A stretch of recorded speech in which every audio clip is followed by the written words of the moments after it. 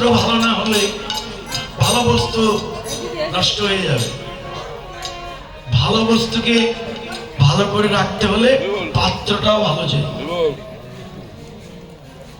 পাত্র ভালো না, তেঁতুলের খোসা, তার মধ্যে যদি দুধ ভরেন, দুধ তো ভালো বস্তু, তেঁতুলের খোসার মধ্যে ভরলে দুধ কি আর ভালো রইল?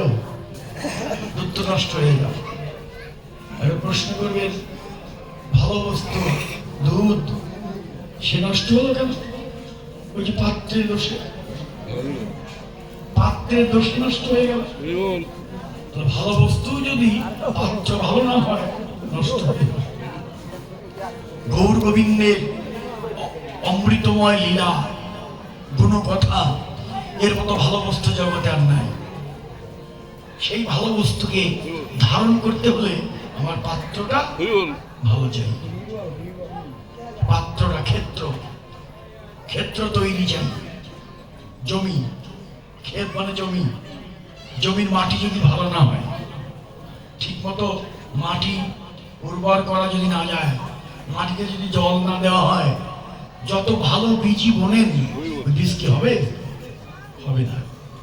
জমির মাটি ভালো না, জল ঢালা নাই, বীজ বুনলেও হবে না। জমি শ্রেষ্ঠ জমি কোনটি? আমার দেহ জমি। মন রে কৃষি কাজ জানো না, তোমার দেহ জমি রইল পতিত, আবাদ করলে ফল তো সোনা। শ্রেষ্ঠ জমি দেহ জমি। এই জমির মাটি ভালো না, জল ঢালা নাই, এখানে বীজ বনবে কেমন করে? মহাপ্রভু তো বীজ এনেছেন, হরিনাম মহামন্ত্র। এই মহাবীজ মহামন্ত্রকে বপন করবে আমার এই জমির মাটি তো ভালো নেই, জলই ঢালা নেই। এই যে আজকে এই যে আপনারা সেই ভালো মাটি পাবার জন্য ছুটে বেড়ান, মাটি হলো কি?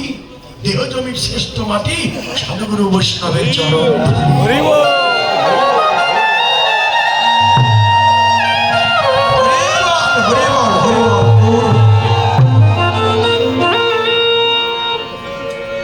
ভক্তের চরণ ধুলি গায়ে মাখাতে হবে।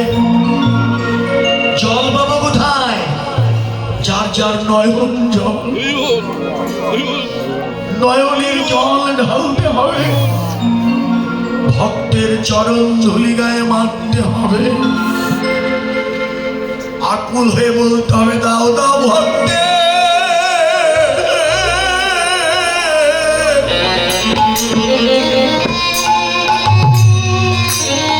চরণ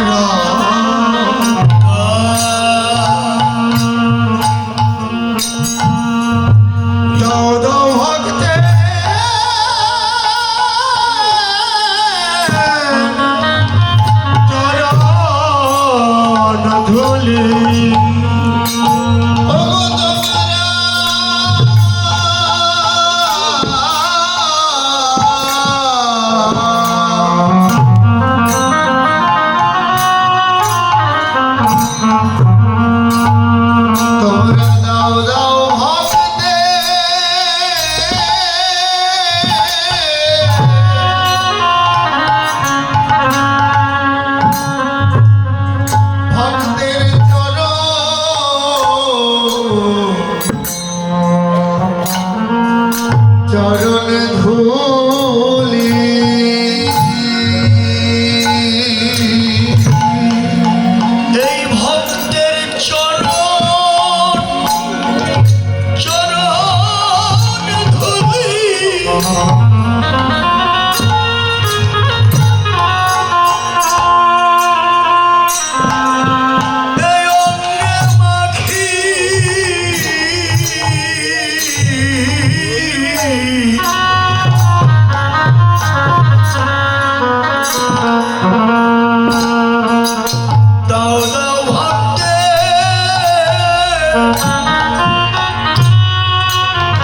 চরণ ধুলি